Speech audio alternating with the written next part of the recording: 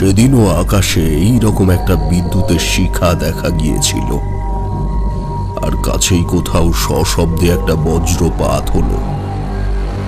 আমি দুই হাতে কান চেপে ধরেছিলাম।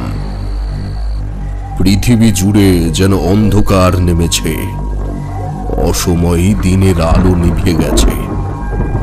কি ভয়ানক ছিল সেই বিকেলটা।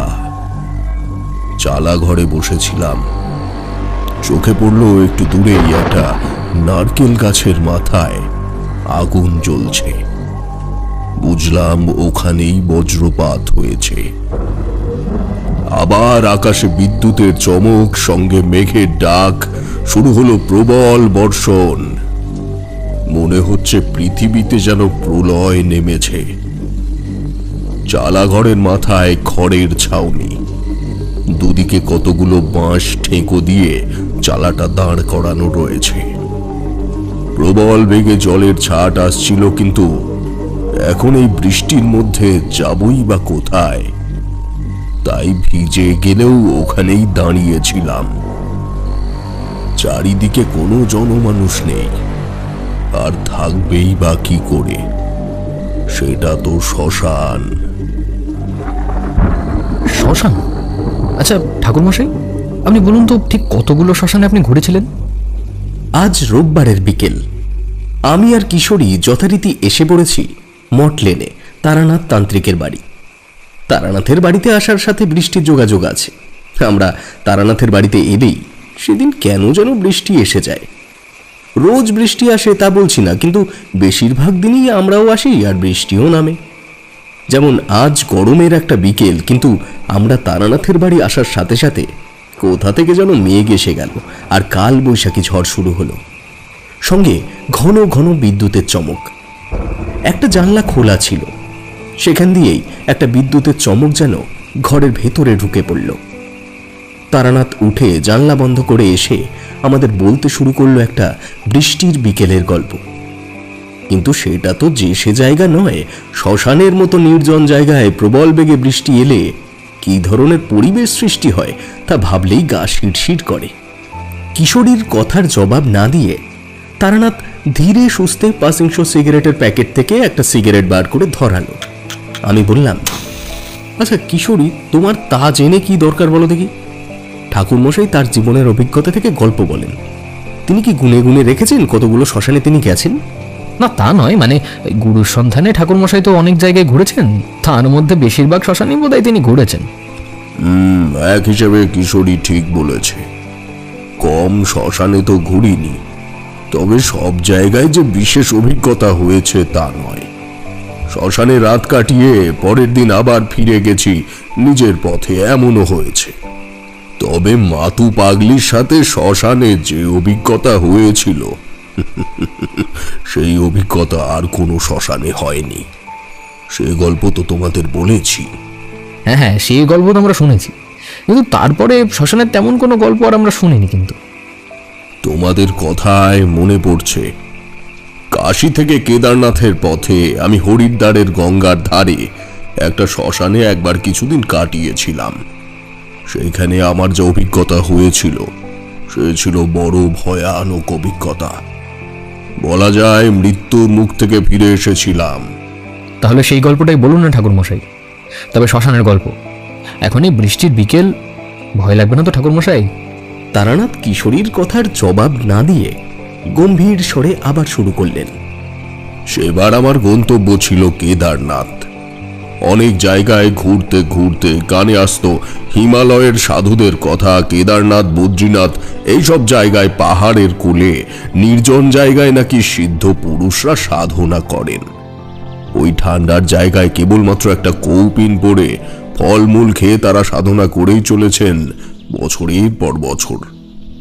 সিদ্ধ পুরুষ না হলে এটা সম্ভব হয় না। তাই আমি ভাবলাম, গুরুর সন্ধানে কতই না ঘুরেছি, এখানে সেখানে হিমালয়ের তীর্থক্ষেত্রগুলোর দিকেও একবার যাই। কিন্তু ভাবলেই কি আর তা সম্ভব হয়? হরিদ্বারের কাছে গঙ্গার ঘাটে বসেছিলাম, এমন সময় একজন সাধু আমার দিকে এগিয়ে এলো। বলল, কি হে, তুমি এখানে? আমি তার মুখের দিকে তাকালাম।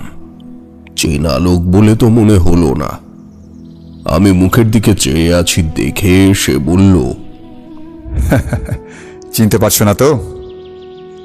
সেই যে কাশীর মণিকর্ণিকা ঘাটে তোমার সাথে দেখা হয়েছিল, মনে পড়ছে? আরে তোমাকে আমি বলেছিলাম উত্তরের পথে আবার দেখা হবে। হলো তো? মনে পড়ল। হ্যাঁ, তাই তো, একজন সাধুর সাথে দেখা হয়েছিল মণিকর্ণিকার ঘাটে। তার চেহারা আমার মনে আছে। আমার চেয়ে বয়সে 5 বছরের বড় হবে, তার থেকে বেশি নয়। মুখে গোঁপদাড়ি বেশি ছিল না তখন, পরনে ধুতি আর ফতুয়া পরা, রোগা রোগা চেহারা। কিন্তু এখন তার মুখে গোঁপদাড়ির বেশ জঙ্গল, তাই চিনতে অসুবিধা হয়েছে প্রথম প্রথম। সে আরো বলল, কি চিনতে পারছো এখন?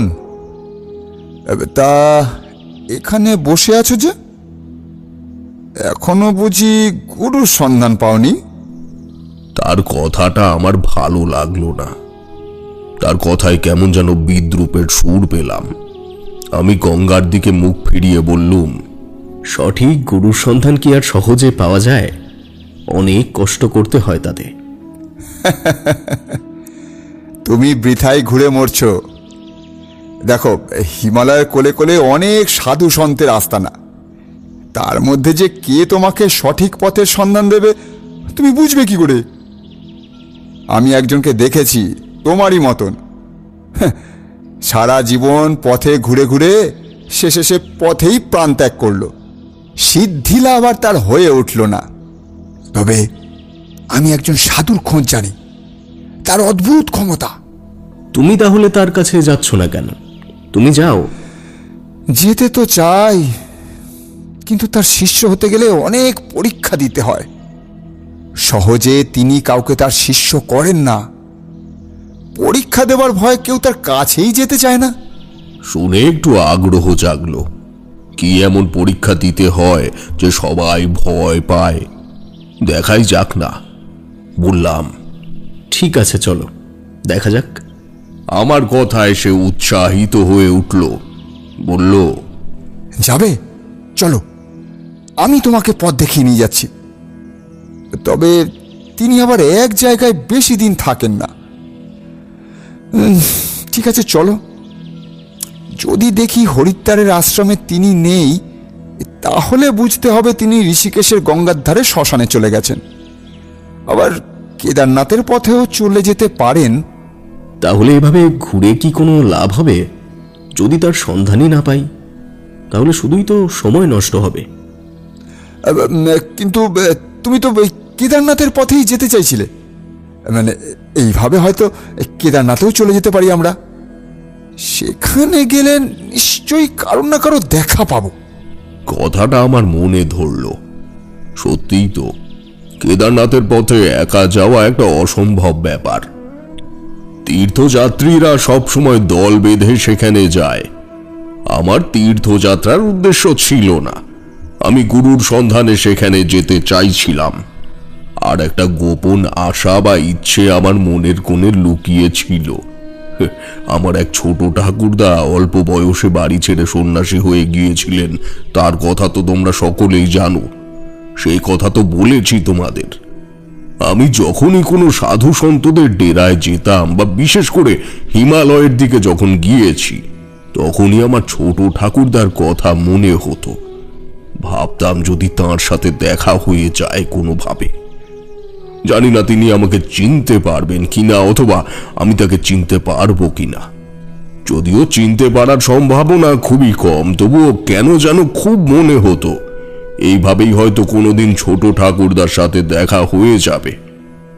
যাই হোক, আমি ওই সাধুর সাথে কেদারনাথের পথে যেতে রাজি হয়ে গেলাম।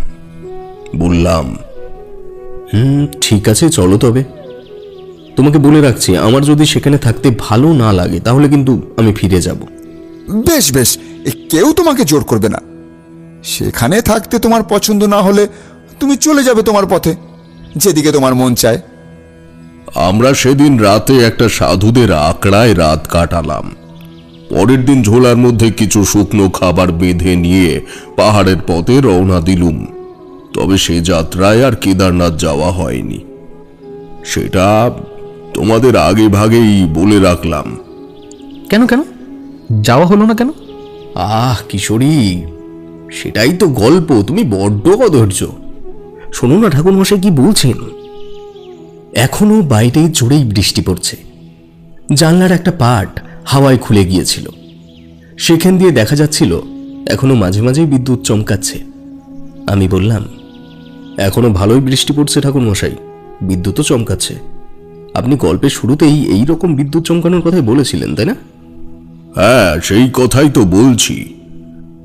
সে যাত্রায় আমার কেদারনাথ যাওয়া না হলেও যে অভিজ্ঞতা আমার হয়েছিল তা একটা বিশেষ ধরনের অভিজ্ঞতা বলতে পারো।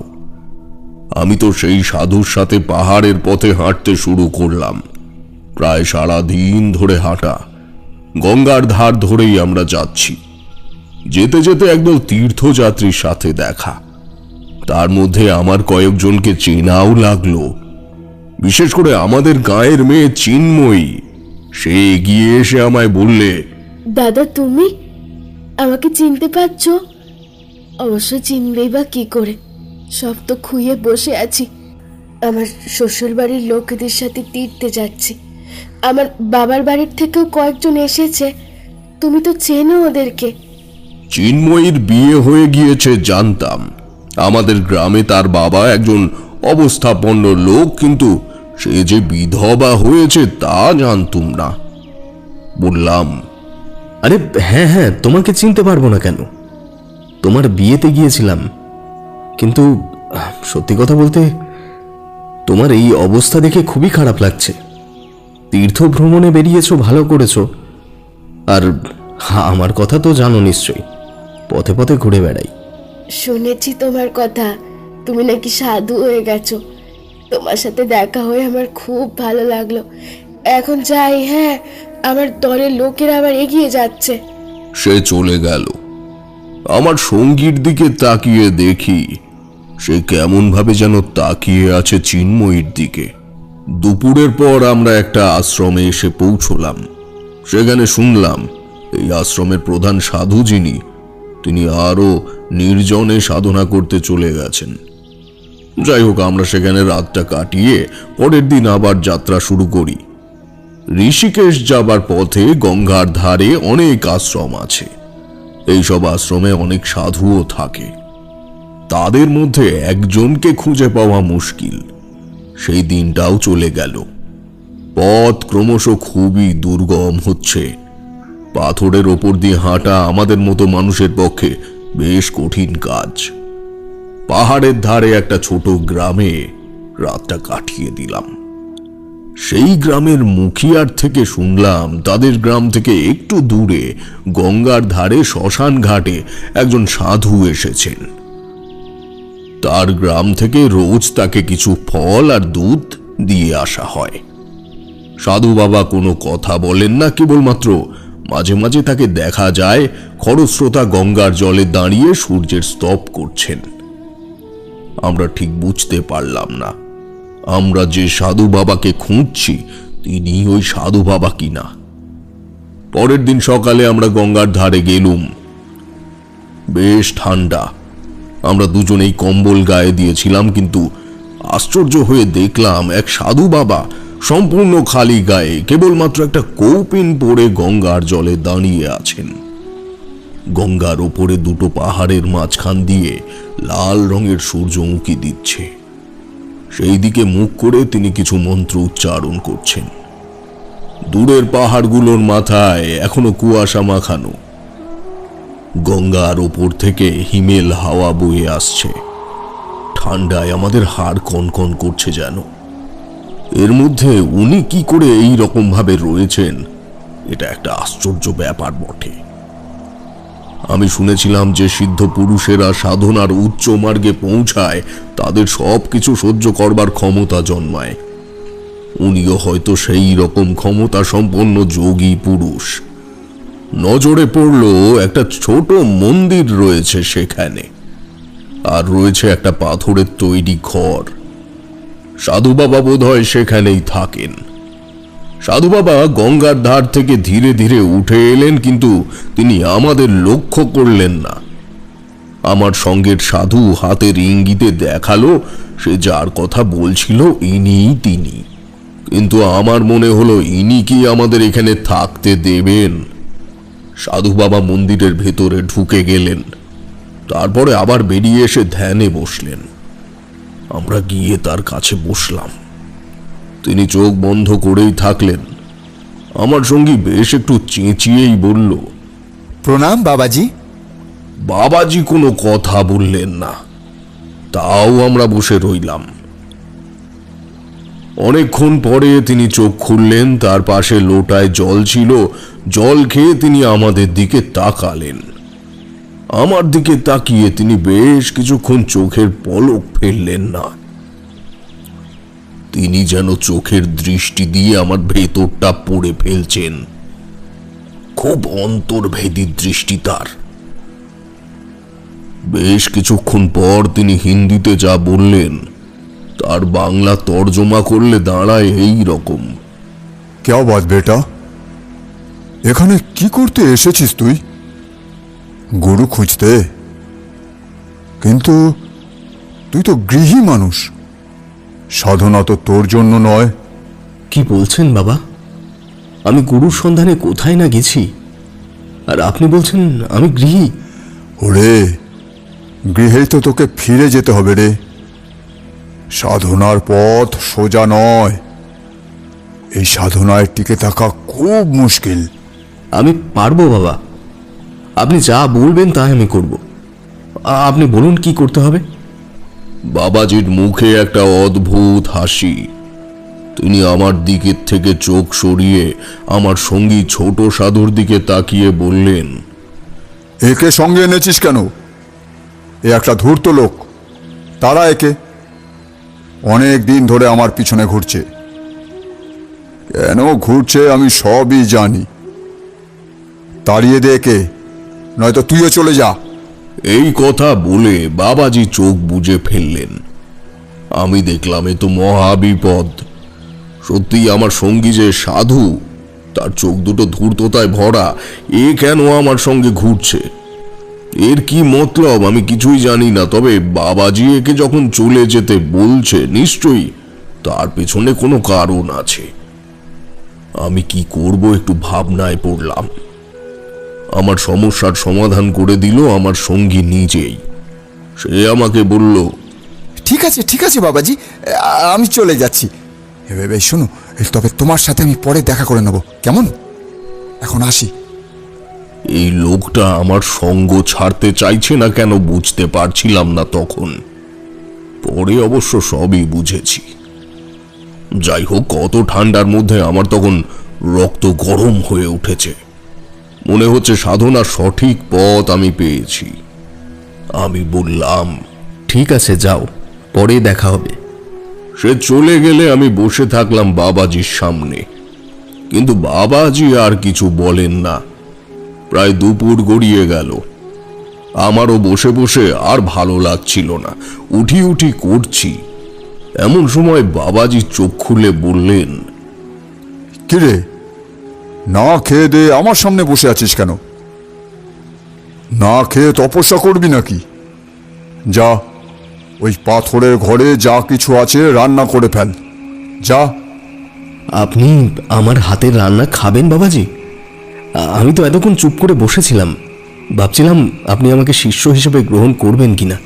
শিষ্য হিসেবে এখনো গ্রহণ করিনি তোকে, কিন্তু তার সঙ্গে খাওয়ার কোনো সম্পর্ক নেই। যা, খাওয়া দাওয়া করে বিশ্রাম কর। আজ রাত থেকে শুরু হবে তোর পরীক্ষা। রান্না করে খেয়ে ওই পাথরের ঘরে গিয়ে শুয়ে পড়লাম। ঘুম ভাঙল বিকেলে। বাবাজি সারাদিন কোনো কথা বলেননি। খাবার সময় চুপচাপ খেয়ে গেছেন। তিনি মনে হয় মৌনব্রত পালন করেন। কিছু শুকনো কাঠ জমা করা ছিল, সন্ধ্যা হতে তা দিয়ে আগুন জ্বালিয়ে দিলাম। বেশ রাত হতে বাবাজি হঠাৎ চোখ খুলে বললেন, যা, আজ থেকে 3 রাত ওই শ্মশানে বসে থাকবি। ওই যে কাঠকুটো পড়ে রয়েছে, ওটা একটা শ্মশান। আশেপাশের সব গ্রাম থেকে ওখানে মৃতদেহ দাহ করতে আসে। যদি 3 রাত ওই শ্মশানে কাটাতে পারিস, তারপরে আমি ভাববো তোকে দীক্ষা দেওয়া যায় কি না। ওখানে একটা পাহাড়ের গায়ে একটা গুহা আছে, সেখানেই তোকে 3 রাত কাটাতে হবে। যদি রাতের বেলা তুই তোর আসন থেকে উঠে যাস, তাহলে আর আমি তোকে দীক্ষা দেবো না। তোকে দীক্ষা দেওয়ার উপযুক্ত বলে মনেই করব না। কোনো অবস্থাতেই তুই ওই আসন ছেড়ে উঠতে পারবি না। কোনো বিপদ এলেও তোকে একাই তার মোকাবিলা করতে হবে, বুঝেছিস? আমি বাবাজিকে প্রণাম করে চলে গেলাম। পাহাড়ের ওপরে জঙ্গল, সেখান থেকে একটা ঢালু পথ বেয়ে নেমে এসেছে গঙ্গার ধার পর্যন্ত। সেখানে কিছু পোড়া কাঠ, হাড় এসব পড়ে রয়েছে। এটাই শ্মশান, বুঝলাম। পাহাড়ের গায়ে একটা গুহা মতো রয়েছে, খুঁজেও পেলাম, সেখানেই বসলাম। ক্রমশ রাত ঘনিয়ে এলো। নিস্তব্ধ রাতে মাঝে মাঝে নদীর ছলাৎ ছলাৎ আওয়াজ শোনা যাচ্ছে। ওপরের জঙ্গলে কোনো ঝিঝির ডাকও নেই। চারপাশ যেন অন্ধকারের কালো চাদরে মোড়া। সামনে আগুন জ্বালিয়ে রেখেছিলাম। কখন যে ঘুমিয়ে পড়েছি জানি না। হঠাৎ মুখের উপরে কার হাতের ঠান্ডা স্পর্শ পেয়ে চমকে উঠলাম। বরফের মতো ঠান্ডা কিসের একটা স্পর্শ। সামনের আগুন নিভু নিভু। চমকে উঠে বললাম, কে কে কে কে কে এখানে? কে এখানে? উত্তর দাও। কেউ উত্তর দিল না, অথচ আমি বুঝতে পারছি কে বা কারা আমার আশেপাশে রয়েছে। আমার মুখের উপরে আবার কার স্পর্শ পেতেই হাতটা ধরতে গেলাম, কিন্তু কিছু ধরতে পারলাম না। আমার মুখ থেকে হাতটা আমার বুকের উপরে এসে গেছে, বুঝতে পারছি। ধরার চেষ্টাও করছি, কিন্তু ধরতে পারছি কই। মনে হচ্ছে অশরীরী কিছুর সাথে ধস্তাধস্তি করছি আমি। সে এক ভয়ানক অবস্থায়। গায়ের কম্বল মাটিতে গড়াচ্ছে। গুহাটা খুবই ছোট, অপরিসর। এদিক ওদিক দেয়ালে ধাক্কা খাচ্ছি আমি। শোনো শোনো, তুমি কে বলো? আমাকে এভাবে অস্থির করে তুলছো কেন? যদি সাহস থাকে তো আমার সামনে এসো, আমাকে দেখা দাও।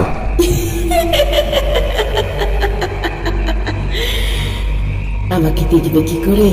আমার কি শরীর আছে আমাকে দেখতে চাইছো? কখনো দেখতে পাবে না আমাকে। অশরীরী? কিন্তু তুমি কি করে এখানে এলে? কেন? অশরীরা যেখানে ইচ্ছে সেখানে আসতে পারে। এখানে কত অশরীরী ঘুরে বেড়াচ্ছে। এটা তো শ্মশান, জানিস না? কিন্তু তুমি আমার কাছে এসেছো কেন? চলে যাও তুমি, আমাকে বিরক্ত করো না। চলে তো আমি যাবই, কিন্তু মানুষের শরীরের ওপরে আমাদের খুব লোভ। তাই তো তোর শরীরে হাত বুলিয়ে দেখছিলাম। ওই দেখ, ওরা সবাই তোকে দেখতে আসছে, সবাই তোকে ছুতে চাইছে। মানুষের শরীরের উপরে আমাদের যে বড্ড লোভ। না না না না না না না, চলে যাও চলে যাও চলে যাও চলে যাও তুমি এখান থেকে, নইলে। সে এক ভয়ানক অভিজ্ঞতা। কারা সব যেন আমার হাত পা ধরে টানাটানি করছে, আর আমি তাদের থেকে বাঁচবার জন্য ছুটে পালাতে চাইছি। শেষ পর্যন্ত গুহার পাথরের দেওয়ালে আমার মাথা ঠুকে গেল চড়ে। মনে হয় অজ্ঞান হয়ে গিয়েছিলাম। সকালের রোদ চোখে লাগতে ঘুম ভাঙল। কপালে হাত দিয়ে দেখলাম কপাল বেশ ফুলে উঠেছে। গতকাল রাতের কথা মনে পড়ল। কি করব বুঝতে পারছিলাম না। সেখানে আমি চুপচাপ আরো কিছুক্ষণ বসে থাকলাম, তারপর বেরিয়ে এলাম। মনে হলো এখান থেকে পালিয়ে যাই, কিন্তু দূরে মন্দিরটা চোখে পড়ল সেই মুহূর্তে। ভাবলাম ওখানে তো সাধু বাবা একাই থাকেন, তিনি তো ভয় পেয়ে চলে যাননি, তাহলে আমি কেন এত সহজেই হার মেনে নেব?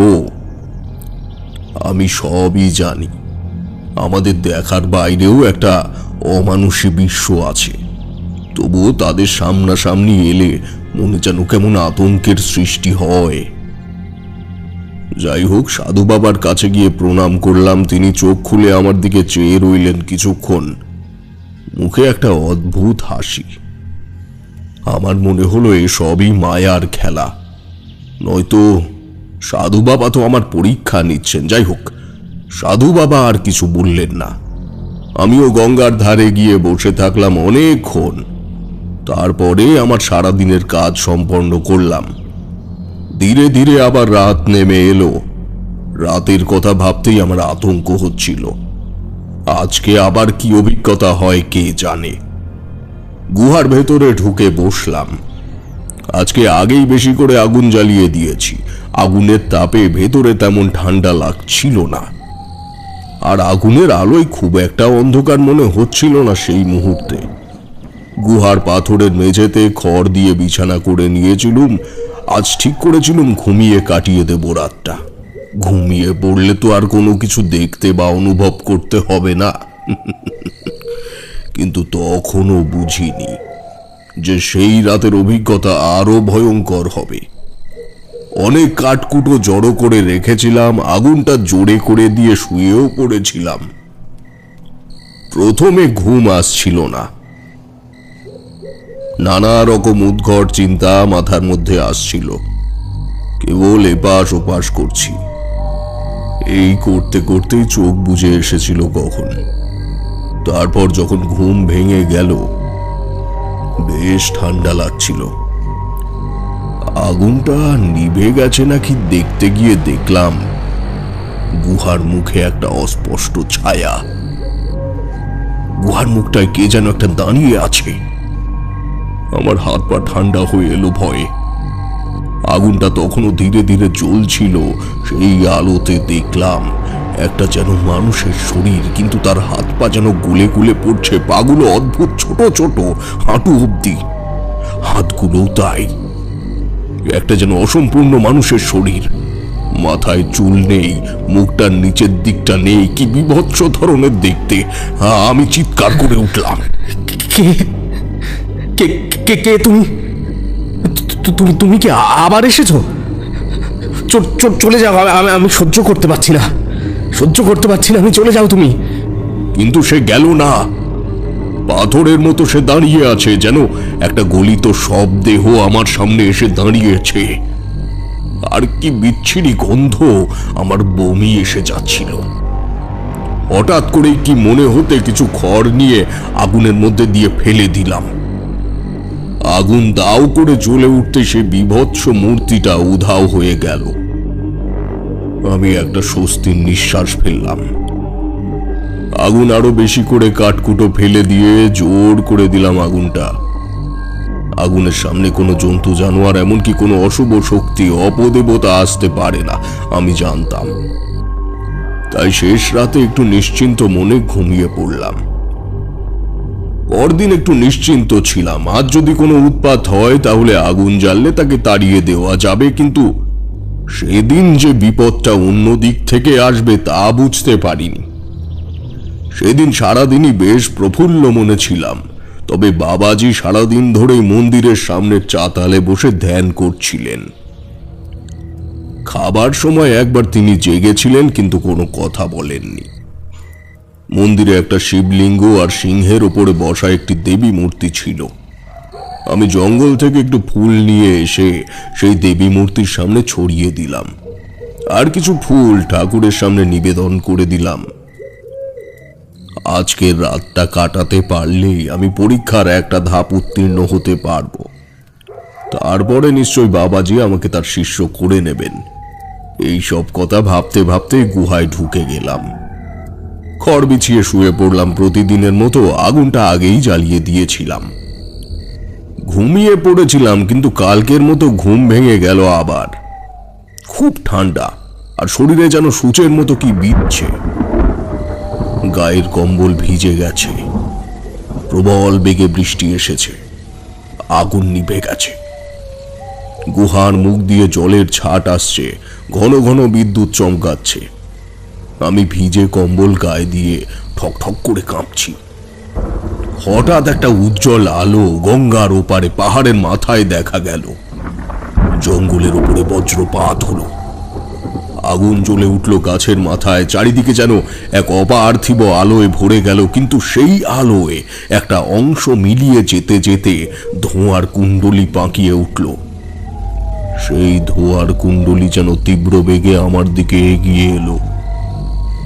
একটা প্রবল ঝড় যেন আমাকে এসে ধাক্কা দিল। সে কি শোষ শব্দ! আমি যেখানে টিকতে পারলাম না। ধোঁয়ায় পুরো গুহাটা ভরে গেছে। আমি নিঃশ্বাস নিতে পারছি না, এমন আমার অবস্থা। আমি যেন একটা ঘূর্ণিপাকের মধ্যে পড়ে গেছি। গুহায় আর থাকতে পারলাম না, কিন্তু বেরিয়ে গেলেও সেই ধোঁয়ার কুণ্ডলী আমাকে তাড়া করলো। মনে হচ্ছে কে যেন আমার গলা টিপে ধরবে বলে আমার পেছনে ছুটে আসছে। কতগুলো অশরীরী ছায়া আমাকে ঘিরে রয়েছে, আমার হাত পা ধরে টানছে। আমি উপায় না দেখে মন্দিরের মধ্যে ঢুকে গিয়ে দরজা বন্ধ করে দিল। আমি তখন ঠক ঠক করে কাঁপছি, হাত পা যেন সব অবশ হয়ে এসেছে। বাইরে তখনও প্রবল বেগে বৃষ্টি হচ্ছে, মনে হচ্ছে প্রলয় নেমেছে। গঙ্গা নদীর স্রোতে সে কি গর্জন! মনে হচ্ছে নদী ফুলে উঠে সব ভাসিয়ে নিয়ে যাবে। মন্দিরের দরজা বন্ধ করে দেবার পর ওই অশরীরীদের উৎপাত আর ছিল না। কিন্তু আমার মনে যে কি হচ্ছে তখন, তা আমি তোমাদের ভাষায় বর্ণনা করতে পারবো না। এরপর ঠাকুরমশাই একটু থামলেন, কিছুক্ষণ চোখ বুজে বসে রইলেন। আমরা বুঝতে পারছিলাম সে বিগত দিনের স্মৃতি যেন এখনো আতঙ্কিত করে তুলছে তাকে। আমরাও যেন সচক্ষে সেই গঙ্গার ধারের ভয়ঙ্কর রাতটা দেখতে পাচ্ছিলাম। আজকে আমাদের চা আর তেলে ভাজা পর্ব আগেই হয়ে গিয়েছিল। ঠাকুরমশাইকে চুপচাপ বসে থাকতে দেখে আমরা উসখুস করছিলাম। এমন সময় ঠাকুরমশাই নিজেই আর একটা সিগারেট ধরিয়ে আবার শুরু করলেন। এখনো যেন চোখ বুজলে সেই ভয়ানক রাতের কথা মাঝে মাঝে মনে পড়ে, বিশেষ করে এই রকম বৃষ্টির সময়। কিন্তু এরপরে যে ঘটনা ঘটেছিল সে ছিল আরো আশ্চর্যজনক। আমি তো পরদিন সকালে ওই মন্দির থেকে বেরোলাম। একটা ভয় আর আতঙ্ক আমাকে ঘিরেছিল, কিন্তু সকালে গঙ্গা আর পাহাড়ের মোহময়ী প্রাকৃতিক সৌন্দর্য দেখে আগের দিনের রাতের কথা ভুলে গেলাম। মনে হলো এত সুন্দর পবিত্র সকাল আর হয় না। সকালেই পবিত্র গঙ্গায় স্নান সেরে নিলাম। বাবাজিকে গিয়ে প্রণাম করব পবিত্র শরীর ও মনে, কিন্তু তাকে কোথাও খুঁজে পাওয়া গেল না। আমি ভেবেছিলাম পাথরের ঘরে তিনি আছেন, কিন্তু তিনি সেখানেও নেই। গঙ্গার ধার বরাবর হেঁটে এলাম, জঙ্গলের মধ্যে, এমনকি পাশের গ্রামেও খোঁজ করে এলাম, কিন্তু কোথাও তাকে পেলুম না। মনটা খারাপ হয়ে গেল। বুঝতে পারলাম যে আমি তো তার কথা সম্পূর্ণভাবে রক্ষা করতে পারিনি। 3 রাত সম্পূর্ণ হওয়ার আগেই ওই গুহা থেকে বেরিয়ে গিয়েছি, তাই তিনি আমাকে ছেড়ে চলে গেছেন। শিষ্য হিসেবে আমাকে গ্রহণ করবেন না তিনি। মনটা খুবই খারাপ হয়ে গেল। আস্তে আস্তে পাহাড়ের ওপরের রাস্তায় উঠে গেলাম। কোন দিকে যাব বুঝতে পারছিলাম না। দেখলাম একদল তীর্থযাত্রী আসছে, সেই দলে ভিড়ে গেলুম। তারা বদ্রীনাথ ধাম যাচ্ছে।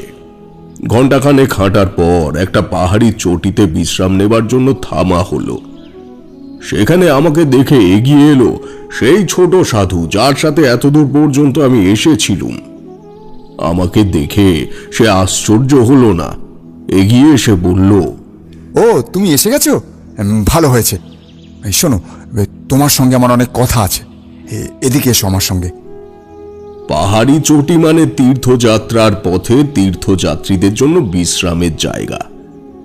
কয়েক মাইল অন্তর অন্তর সেখানে কিছু চালা ঘরে বসার জায়গা থাকে, কিছু খাবার দাবার পাওয়া যায়। আমাকে ছোট সাধু লোকজনের ভিড় থেকে সরিয়ে এক পাশে নিয়ে গিয়ে বসিয়ে বলল, শোনো, এই ওখানে কি কি শিখলে বলো তো? মানে ওই তন্ত্র মন্ত্র, বশীকরণ, এসব কিছু শিখেছো তো? মানে আমি কি ওসব শেখার জন্য ওখানে গিয়েছিলাম নাকি? আমি চেয়েছিলাম এমন একজন সাধুর সন্ধান পেতে যিনি আমাকে সঠিক পথের সন্ধান দেবেন। এইসব নিম্নমার্গের মন্ত্রতন্ত্র আমার অনেক দিন আগেই জানা হয়ে গেছে, কিন্তু এগুলোর প্রয়োগ করা আমি পছন্দ করি না। ও, তুমি জানো এসব? তাহলে তো খুবই সুবিধা হলো আমার। আসলে আমিও এক তান্ত্রিকের কাছে কিছু কালা জাদু শিখেছিলাম, কিন্তু তাতে খুব একটা কাজ হয় না। মানে তোমার সাহায্য চাই আমার। সেই জন্যই তো আমি ওই সাধুর কাছে তোমাকে পাঠিয়েছিলাম। তোমার মতলবটা কি বলো তো? মতলব? আচ্ছা, তাহলে তোমাকে সব খুলেই বলি, কেমন? দেখো, আমার সাধনার পথে আমি বেশ কিছুটা এগিয়েছিলাম, কিন্তু আরও এগোনোর জন্য আমার একজন ভৈরবী চাই। সেই ভৈরবী হবে সুলক্ষণযুক্ত। সেই রকম একজনকে আমার দেখাও হয়ে গেছে।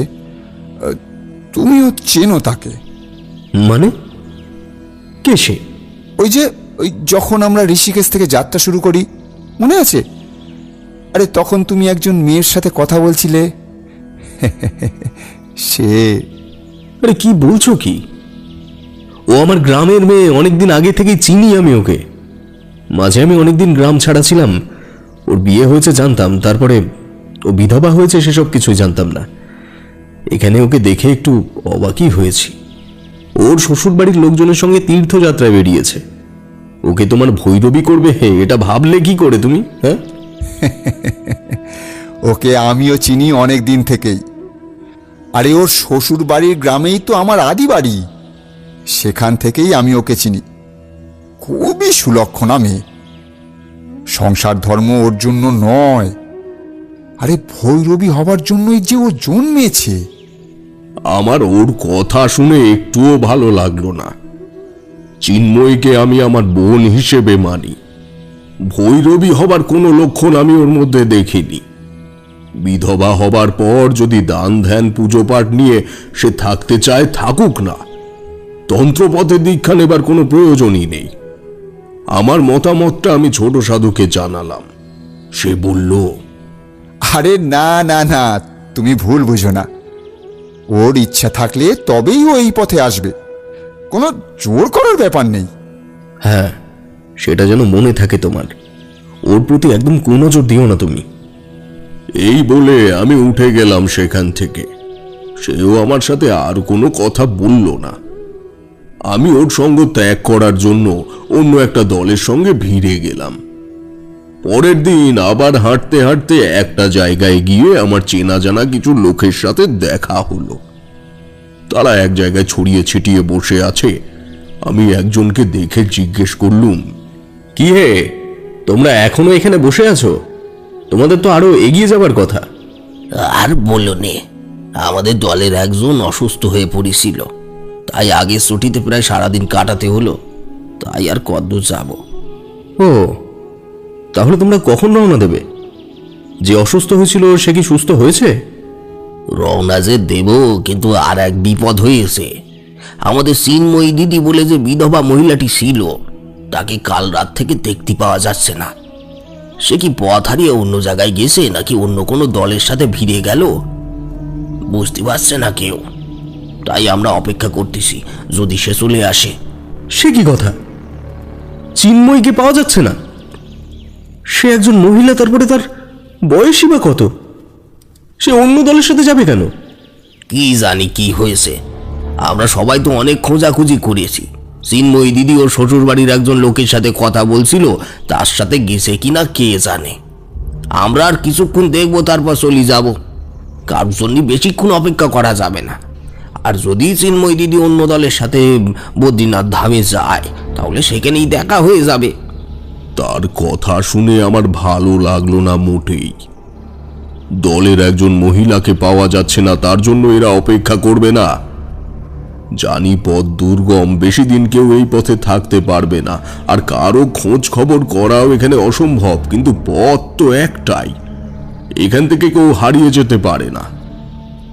তাহলে কি? আমার মনে একটা সম্ভাবনা উঁকি দিল। গ্রামের লোকটিকে আমি জিজ্ঞেস করলুম, চিন্ময়ী আমার গ্রামের মেয়ে, আমি ওকে ছোট থেকেই চিনি। ওর শ্বশুরবাড়ির যে লোকটির সঙ্গে কথা বলছিল তাকে কেমন দেখতে বলতে পারবে? লোকটা ওই কি বলি, ওই তো ওই লোকটা, ওই তোমার থেকে একটু বড়, মুখে দাড়ি গোঁফ, খুব একটা লম্বাও নাই, বেটেও নাই, মাঝারি। সে যা বর্ণনা দিল তাতে আমি পরিষ্কার বুঝে গেলাম ছোট সাধুই চিন্ময়ীকে নিয়ে গেছে কোথাও।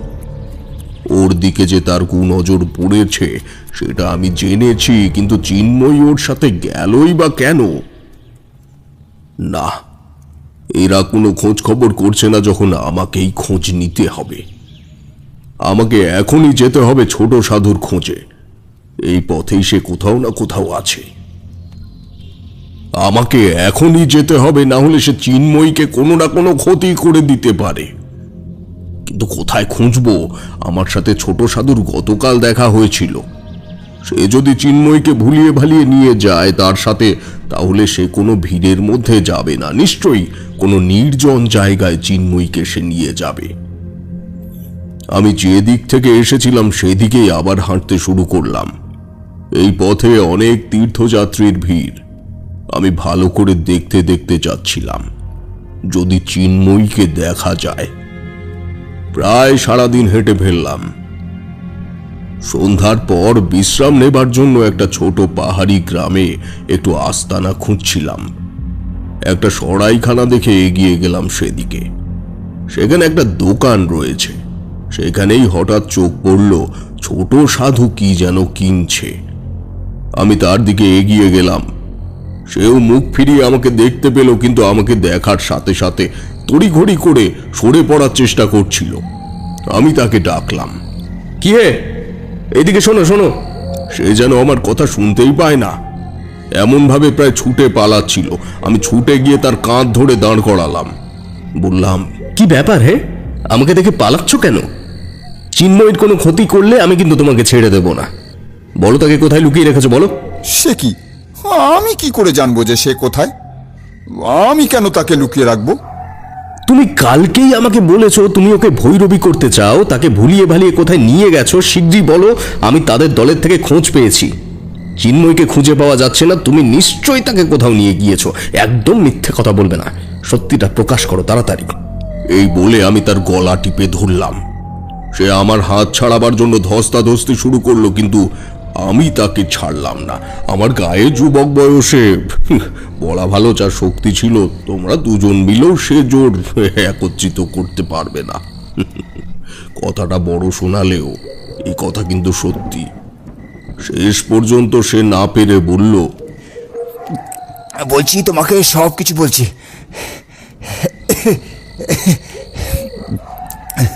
আসলে আসলে আমার এক গুরুদেব চিন্ময়ীদের গ্রামে গিয়ে চিন্ময়কে দেখেছিল। তখন থেকেই সে আমাকে বলেছিল ভৈরবী হিসাবে সে চিন্ময়কে চায়। তখন আমার গুরুদেব ওই গ্রামের কাছেই একটা শ্মশানে থাকতো। কিন্তু সে সময় আমি কিছুতেই চিন্ময়ের সাথে যোগাযোগ করে উঠতে পারিনি, বা গুরুদেবের কাছে তাকে নিয়ে যেতেও পারিনি। এদিকে গুরুদেব আমার উপর রেগে যাচ্ছিলেন। তার থেকে আমি অল্প স্বল্প কিছু বিদ্যা শিখেছিলাম আর কি। কিন্তু আরও ক্ষমতাশালী হতে গেলে যে আরও বিদ্যের দরকার। আমার গুরু মুখ ফিরিয়ে নেবার জন্য তা আমি আর শিখতে পারলাম না। এদিকে গুরুদেব আমাকে ছেড়ে হরিদ্বারের পথে চলে গেলেন। আমি খবর পেলাম যে চিন্ময় তার গ্রামের লোকজনের সাথে কেদারের পথে তীর্থে যাচ্ছে। তখন আমি ভাবলাম, এই সুযোগ, তীর্থযাত্রার সুবাদে যদি চিন্ময়কে গুরুদেবের কাছে নিয়ে যেতে পারি, আর একবার চিন্ময়কে গুরুদেবের কাছে নিয়ে গেলে তিনি নিজেই চিন্ময়কে তার করায়ত্ত করে নিতে পারবেন। আর চিন্ময় নামে তার বাবা যে সম্পত্তি দিয়েছেন সেটাও তোমরা হাতিয়ে নিতে পারো কিভাবে, তারও পরিকল্পনা করে নিয়েছিলে, তাই তো? না না, তা নয়। চিন্ময় নিজেই বলেছিল যে সে কিছু সম্পত্তি আশ্রমে দান করতে চায়। সব বুঝে গেছি তোমাদের মতলব, কিন্তু তোমরা একটা কথা বোঝোনি, এই বাবা মহাদেবের থানে যদি তোমরা কোনো মহিলার সাথে অন্যায় করো তাহলে বাবা ভোলানাথ তোমাদের ছেড়ে দেবেন না। তুমি শীঘ্রই আমাকে নিয়ে চলো চিন্ময়কে যেখানে লুকিয়ে রেখেছো, না হলে আমার হাতেই তোমার মৃত্যু হবে। সে কোনোভাবেই আমার হাতের থেকে নিস্তার পেল না। তখন প্রায় অন্ধকার হয়ে আসছে। সেই অন্ধকারের মধ্যেই আমরা বেশ কিছুটা গিয়ে একটা নির্জন জায়গায় উপস্থিত হলাম। সেখানে একটা ভাঙা মন্দির রয়েছে, আশেপাশে কয়েকটা কুঁড়ে ঘর। চারপাশে জঙ্গল, কতগুলো বাঁশের খুঁটিতে সাদা সাদা পতাকা টাঙানো রয়েছে, দুটো মশাল জ্বালানো রয়েছে বাঁশের খুঁটিতে। এটা একটা আশ্রমের মতো। আমরা ভেতরে ঢুকতেই একজন বেশ বড় চেহারার কাপালিক ধরনের একটা লোক, মুখে দাঁড়ি গোপ, লম্বা চুল চূড়া করে বাঁধা, গায়ে একটা কম্বল জড়ানো, আমাদের দিকে এগিয়ে এলো। আমার দিকে তীক্ষ্ণ দৃষ্টিতে তাকিয়ে সে ছোট সাধুর উদ্দেশ্যে বলল, এই, একে এখানে নিয়ে এসেছিস কেন? হ্যাঁ, জানিস না এই বাইরের লোকের এখানে ঢোকা নিষেধ? আর বাইরের একজন মহিলাকে এখানে নিয়ে এসে লুকিয়ে রাখা বুঝি নিয়ম? এ কি বললি? কে বাইরের মহিলাকে লুকিয়ে রেখেছে? এখানে কোনো বাইরের মহিলা নেই। এই তুই চলে যা, চলে যা এখান থেকে, চলে যা। শোনো, আমাকে তোমরা তাড়িয়ে দিতে পারো, কিন্তু যাকে তোমরা লুকিয়ে রেখেছো সে আমার বোন। তার কোনো ক্ষতি করতে আমি দেব না। স্বয়ং সতী মা তাকে রক্ষা করবেন। ওকে আমার ভৈরবী করব, ও নিজেই রাজি হয়েছে। তুই ওকে নিয়ে যেতে পারবি না। ইতিমধ্যে কখন চিন্ময়ী ওই কাপালিকের পিছনে এসে দাঁড়িয়েছে দেখিনি। সে চিৎকার করে বলল, না না, আমি আর ভৈরবী হতে চাই না। তুমি আমাকে বাঁচাও দাদা, আমাকে এখান থেকে নিয়ে যাও। অন্য একটি মহিলা এসে চিন্ময়ীকে আবার টেনে ঘরের মধ্যে নিয়ে যেতে চায়। আমি চিৎকার করে বললাম, ওকে ছেড়ে দাও, ছেড়ে দাও বলছি। কয়েকটা সন্ডা মার্কা লোক আমার দিকে ছুটে এলো। তারা আমাকে ধরে একটা বাঁশের খুঁটির সাথে বেঁধে ফেললো। আমি দেহ বন্ধনের কোনো সুযোগ পেলাম না। কাপালিক ছুটে গিয়ে মন্দিরের মধ্যে থেকে একটা খাড়া বার করে নিয়ে বলল, আমি এক্ষুনি যজ্ঞ করে ওকে ভৈরবী মন্ত্রে দীক্ষা দেব, আর যজ্ঞ শেষ হলে তোকে বলি দেব। এই এই কে আছিস? এই তোরা এক্ষুনি পুজোর জোগাড় কর, আর মেয়েটাকে একটা লাল কাপড় পরিয়ে এখানে নিয়ে আয়। আমি দেখলাম দুটো তিনটে লোক বেরিয়ে এসে ভাঙা মন্দিরটার সামনে পুজোর জোগাড় করতে শুরু করে দিল। যজ্ঞের কাঠ বালি সেখানে মজুদ ছিল, আর বাদ বাকি সব কিছুক্ষণের মধ্যেই জোগাড় হয়ে গেল। আমি জানতাম এই ধরনের কাপালিকরা বেশ ক্ষমতাশালী হয়। চিন্ময়ীকে এমন ভাবে বশ করে ফেলবে, তাকে আর আমি রক্ষা করতে পারবো না। মনে মনে আমি মহামৃত্যুঞ্জয় মন্ত্র জপ করছিলাম। সে আমার কোনো ক্ষতি করতে পারবে না জানি, কিন্তু চিন্ময়ীকে আমি কি করে রক্ষা করব? এমন সময় দেখলাম চিন্ময়ীকে একটা লাল কাপড় পরিয়ে এক মহিলা ধরে ধরে নিয়ে আসছে। সে হাঁটতে পারছে না, যেন ঘুমিয়ে পড়েছে। চিন্ময়ীর চুলগুলো খোলা, গলায় একটা রুদ্রাক্ষের মালা, কপালে সিঁদুরের টিপ বড় করে দেওয়া রয়েছে। আহা, বেচারি মেয়ে! চিন্ময়ীকে দেখে আমার কষ্ট হলো। সে বেশ বড় ঘরের মেয়ে, বড় ঘরের বউ। মানুষের নিয়তি যে তাকে কোথায় এনে ফেলে, আমি নিজেকে ছাড়াবার প্রাণপণ চেষ্টা করলাম, কিন্তু এমন ভাবে তারা আমাকে বেঁধেছে যে ছাড়াতে পারলাম না। মহিলাটি চিন্ময়ীকে কাপালিকের পাশে বসিয়ে দিল। চিন্ময়ীর চোখ বোঝা, মাথা বুকের ওপর ঝুঁকে পড়েছে। আমি এক মনে সতী মায়ের এক রূপ মা ভবানীকে ডাকছিলাম, মা তুমি রক্ষা করো চিন্ময়ীকে। হঠাৎ বিনা মেঘে বজ্রপাতের মতো আকাশে দেখা গেল একটা নীল আলোর শিখা। সেই আলো থেকে একটা আগুনের গোলা এসে পড়ল একটা কুঁড়ে ঘরের চালায়। দাউ দাউ করে আগুন জ্বলে উঠল সেখানে। আগুন ক্রমশ ছড়িয়ে পড়ল অন্য ঘরের চালাতে। চারিদিকে হই হই পড়ে গেল আগুন আগুন করে। এর মধ্যে মন্দিরের সামনে দেখা গেল একটা অদ্ভুত আলো। ত্রিশূল হাতে বেরিয়ে এলেন এক অপরূপ দেবী মূর্তি। চিন্ময়ের শরীরটাকে আড়াল করে দাঁড়িয়ে থাকলেন তিনি। চিন্ময়ের শরীরটা তখন মাটিতে লুটিয়ে পড়েছে, জ্ঞান নেই মনে হয়। শোনা গেল গমগমে নারী কণ্ঠ, এই অনাচার আমি সহ্য করব না। ওকে এক্ষুনি ছেড়ে দে, না হলে সব ছারকার হয়ে যাবে। না, ও আমার ভৈরবী, ওকে কেউ আমার কাছ থেকে কেড়ে নিতে পারবে না। কাপালিক চিৎকার করতে করতে উঠে দাঁড়ালো। তার সামনে একটা অদ্ভুত আলো, সেই আলো চিন্ময়ী শরীরের সঙ্গে মিশে গেল। আমি দেখলাম চিন্ময়ী উঠে দাঁড়িয়েছে। তার হাতে ত্রিশূল, কপালে একটা নীল আলো জ্বলজ্বল করছে, পিঠময় খোলা চুল, দেবীর এক সংহার মূর্তি। অসুরকে সংহার করতে উদ্যত হয়েছেন দেবী ভবানী। চিন্ময়ীর সেই মূর্তি দেখে কাপালিক ভয় পেয়ে গেল। সে বসেছিল, ধর্মর করে উঠতে গিয়ে পড়ে গেল মাটিতে আবার। চিন্ময়ী তখন তার বুকের ওপরে ত্রিশূল চাপিয়ে দিল। কাপালিক তখন হাত জোড় করে বলছে, আমাকে ছেড়ে দাও। আমি আমি অন্যায় করেছি, অন্যায় করেছি। আমি বুঝতে পারিনি তুমি দেবী মায়েরই একটা অংশ। ক্ষমা করো, ক্ষমা করো আমাকে, ক্ষমা করো।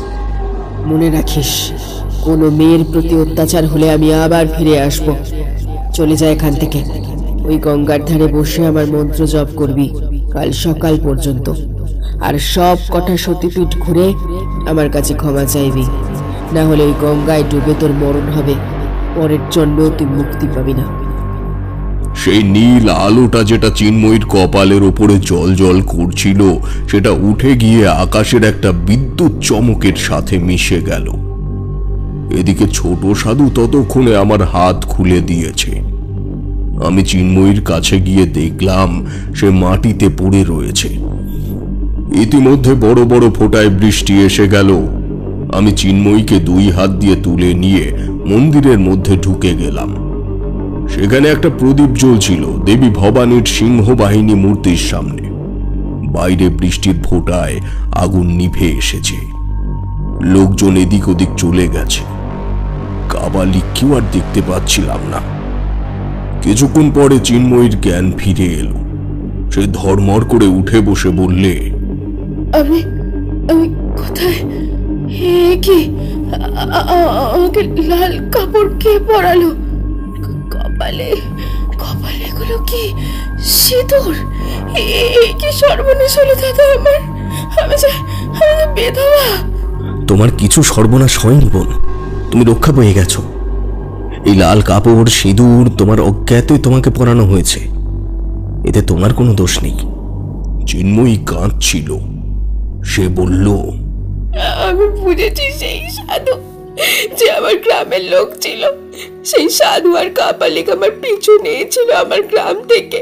ওই সাধু আমাকে বলেছিল কাপালিকের নাকি নজর পড়েছে আমার দিকে, আমার সম্পত্তির দিকে। আমাকে সে তার ভৈরবী বানাবে, কিন্তু আমি কিছুতেই রাজি হইনি। সেদিন আমার শরীরটা বড্ড খারাপ ছিল।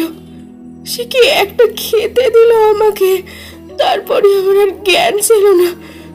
আমি কিছু জানি না, আমি কিছুই জানি না এরপর কি ঘটনা ঘটলো। আমি এখানে কি করে এলাম, কিন্তু আমার দলের লোকরা তো আমাকে ফেলে চলে গেছে। আমি আমি কি করব এখন? তোমাকে সতীমা রক্ষা করেছেন। আমি কাল সকালে নিয়ে যাব তোমাকে তোমার দলের কাছে। কিন্তু তারা কি আমাকে আর নেবে? আমি যে হারিয়ে গেছি। আমার শ্বশুর ঘরেও আমাকে আর নেবে না। দাদা, আমি আর তীর্থে যাব না। কাশীধামে আমার গুরুদেবের একটা আশ্রম আছে, আমি সেখানেই যাব। তুমি আমাকে একটু সেখানে পৌঁছে দাও না। বাকি জীবনটা না হয় বাবা বিশ্বনাথের সেবা করেই কাটিয়ে দেব। আমি তার কথাই রাখলাম। সত্যিই তো, তার দলের লোকেদের সাথে দেখা হলেও ওরা আর তাকে নিত না। তার মাথায় হয়তো কলঙ্ক চাপিয়ে দিত। চিন্ময়ী তাই সঠিক সিদ্ধান্তই নিয়েছিল। আমি সাহায্য করেছিলাম মাত্র। তারানাথ চুপ করলেন। আমরা বুঝলাম সেদিনের গল্প সেখানেই শেষ। আমরা আর কথা না বাড়িয়ে বাইরে বেরিয়ে গেলাম।